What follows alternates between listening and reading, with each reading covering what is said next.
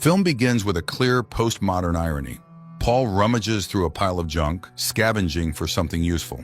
A man runs down an alley as alarm sirens blare in the background. Military patrols are visible, and gunshots are heard. Once in the countryside, Paul casts a final glance at the smoke-engulfed city and heads to a shelter where he has hidden 2 screaming infants. 15 years pass.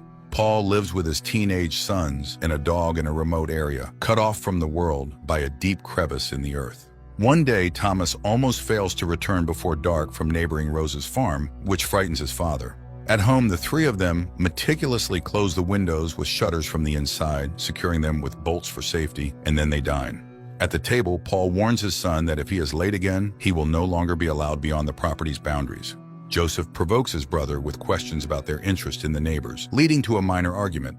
Their father authoritatively quells it. The remainder of the evening is spent playing chess. When the dog begins scratching the floor, Paul and Thomas go downstairs. Suddenly, someone tries to break through the boarded-up door, forcing them to barricade it. When the noise subsides, the man cautiously peers through a peephole, seeing no one. Joseph, who stayed upstairs, reports that the uninvited guest had tried to break the door down in 3 attempts.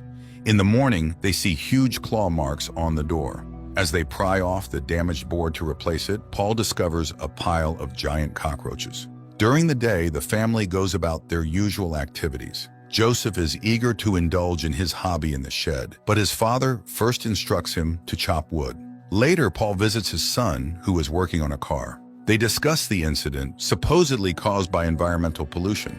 Some creatures had come to cleanse the planet of humanity. The father believes that enough people have survived to eventually reunite, and sooner or later they will be rescued from this farm. When Paul helps start the engine based on experience, they, taking Thomas with them, set off on a trip. Afterward, Thomas wants to run to Rose's farm, but his father first instructs him to gather supplies using the car, and the visit can wait until tomorrow. On the way, Thomas accuses Joseph of needing supervision. The brothers argue, agreeing eventually to split up and meet at sunset. Thomas heads to the farm, where he is supposedly to finish repairing a table. In reality, the reason for his visit is the farmer's daughter, Charlotte. The girl takes him to a tree where she used to play as a child, using a rope tether to extend the radius allowed by her parents.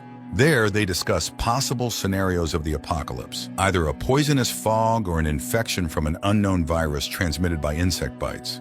They embrace goodbye. The sun is already nearing the horizon. Meanwhile, Joseph is on the riverbank, picking through a grounded, abandoned ship. Descending into the hold, he finds, besides supplies, a nest of large bugs, the same kind that swarmed the door at night. Their presence forces the boy to retreat. On the shore, the car struggles to start, making the boy anxious and causing him to count on his fingers how much time remains until sunset. Joseph drives back, unaware that Thomas, attempting to jump over the crevice, slipped and hit his head on a rock, subsequently falling down. Not waiting for his brother, the driver returns home alone. Paul orders the house to be locked up alone and, grabbing a backpack with supplies, sets out to search for his wayward son, promising to return by morning. Armed with a knife, the man, along with his faithful dog, heads into the forest. Thomas regains consciousness at the bottom of the ravine. He tries to find an exit, illuminating the way with a piezoelectric lighter, but to no avail.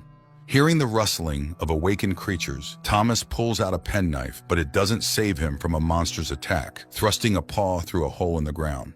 Help arrives in time as his father, hearing the commotion, attacks and kills the beast before descending to his son with a torch. Making sure that the offspring is not seriously injured, the man decides to stay in the cave until dawn, blocking the passage with stones to prevent creatures from getting through. At home, Joseph dozes off in a chair, not noticing that the viewing window had opened from the outside. A long paw of the monster intrudes through the gap, audaciously reaching for the boy with clawed fingers. The sharp claws extend to indecent lengths. It manages to open the shutters from the inside to get into the house through the window, but this turns out to be a clever trap set by the crafty boy. He captures the uninvited guest in a homemade cage dropped from the ceiling. In the cave, Paul instructs his son to remove one of the stones from the debris to check if any monsters have collapsed. But barely sticking his hand with the torch through, he is attacked and drops the light source. At that moment, the ground underfoot begins to give way, as if someone is digging an undercut below. The man lights a flare and then shoves a gas canister into the hole. Instructing Thomas to press against the wall, Paul knocks the cap off the canister, causing an explosion. Looking out the window in the morning and not seeing his relatives, Joseph sets off in the car to search for them. Thomas digs out the resulting landslide, pulling out his injured father, while the faithful dog, having found the brother, indicates where to go. Joseph and his brother load the injured father onto the cart and head home, where they carry Dad to the bedroom. Confused and tormented by guilt, Thomas learns that his brother caught one of the monsters at night. Joseph covers the box with fabric and does not allow it to be removed so as not to harm the captive unnecessarily. It will be useful for study. Treating the father's wounds, Thomas suggests that they get rid of the prisoner to eliminate a potential threat. The brothers approach the cage with a knife, but because of another quarrel, they simply release the creature outside. It fearfully hides under the bed, away from the light. When the monster emerges, the dog that ran into the room attacks it, provoking a counterattack. Joseph presses the weakened creature to the floor with a mop, and Thomas, grabbing an axe, chops off its head. Practical Thomas wonders if the monster can be consumed as food. Joseph performs an autopsy to understand how the creature is structured. His brother distracts him from his work in the liver. He suggests transporting their father to Rose's company, where there are adults and medicines. Joseph doubts that strangers will want to help them, but Thomas insists. Loading their father into the truck bed, the brothers head to the neighbors. Charlotte's parents immediately turn them away. They don't have enough supplies to waste on strangers. Mrs. Rose allows Thomas to stay with them, but his brother and father must return to their own home. Disappointed, Joseph walks to the car. When Thomas runs after him, he accuses him of negligence, which is killing their father. The argument escalates into a fight. Thomas nearly strangles his brother, but comes to his senses in time. Coughing, Joseph leaves, while Thomas stays at his girlfriend's farm, where he is offered something to eat. However, the boy has to force himself to swallow. Afterwards, they retreat to a room assigned to him, but an unexpected visit from the girl's father spoils all the romance. On his way home, Joseph notices that the sheep in the pasture are behaving strangely, as if something has scared them. Additionally, near the house, a furrow in the ground leads to the basement entrance. After dragging the injured father into the house, the young man walks around the house, tapping the floor to check for hollows beneath. When it's time to close the windows and doors, Joseph suddenly falls into a pit in the middle of the kitchen, dug by cunning monsters. Charlotte finds Thomas rummaging through drawers. He is looking for medicine for his father, not wanting to stay as a guest and abandon his family. Although there is little time until sunset, he convinces his girlfriend to share the medications, which she reluctantly does, unaware that one of the workers is eavesdropping on their conversation. Having obtained the pills, Thomas runs home, but a watchman with a shotgun ambushes him on the road. The farm workers tie up Thomas, accusing him of theft. The man who caught him threatens with the shotgun, threatening to shoot his leg, but suddenly falls into the ground in a fresh pit. A monster jumps out of the hole following him. Hearing the noise, Charlotte's father wants to check what is happening, but monsters have already invaded the home. Surprised by the sudden attack, the man drops a candle, which ignites a fire. The mother runs to warn her daughter, but a monster catches up with her, knocks her to the floor, and subjects her to a biological infection, possibly for reproduction. Frightened, Charlotte steps out of the room into the hallway, where she sees a bloody trail on the floor. It leads to a monster, frozen in a strange pose, still alive, but seemingly disemboweled.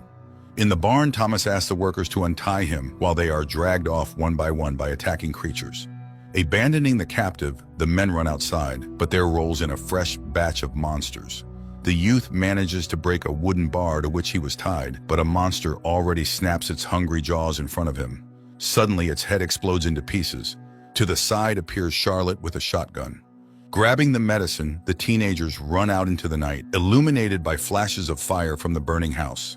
Joseph carefully seals the hole in the floor with furniture and household items when he hears a knock on the door. Hammer in hand, he goes to check. Suddenly, the peephole opens, and outside, Thomas's hand gropes for the latch. The brother and his girlfriend climb into the house through the window, recounting what happened. The brothers awkwardly reconcile as Paul comes to. Joseph informs him of the events, asking what they should do now. Logically, the father advises them to fight back. Following his guidance, the teenagers, under Joseph's leadership, head to the barn. From there, they transport canisters of gasoline into the house and store them in the refrigerator. While Joseph prepares a trap, spreading gasoline around and making a detonator from a smoldering cigarette, Thomas and Charlotte barricade the kitchen to prevent the monsters that have emerged from the pit from immediately scattering throughout the house. Soon, the creatures begin their assault, shaking the debris over the hole in the floor. Thomas with a knife and Charlotte with a shotgun wait for the monsters near the kitchen door. When the first one climbs through the boarded-up door, the boy stabs it, and the girl blows the head off the second one. Then they run upstairs where Joseph is putting the final touches on the trap. Paul, having recovered, comes out of the bedroom and, taking the shotgun from the girl, shoots to create a hole down to the first floor. Then the man stands in the doorway, silently strikes the guest with a bat. When one critter breaks through, the brothers beat it down with makeshift materials. Dad almost sheds a proud tear. The teenagers head to the bedroom, where a shelter has been made out of the refrigerator.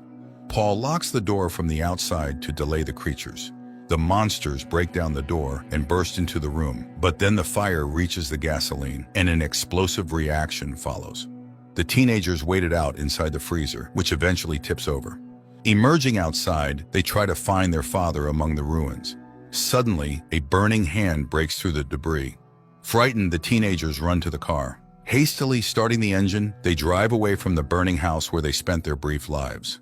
The surviving monsters pursue them, grouped into an infernal burning wheel.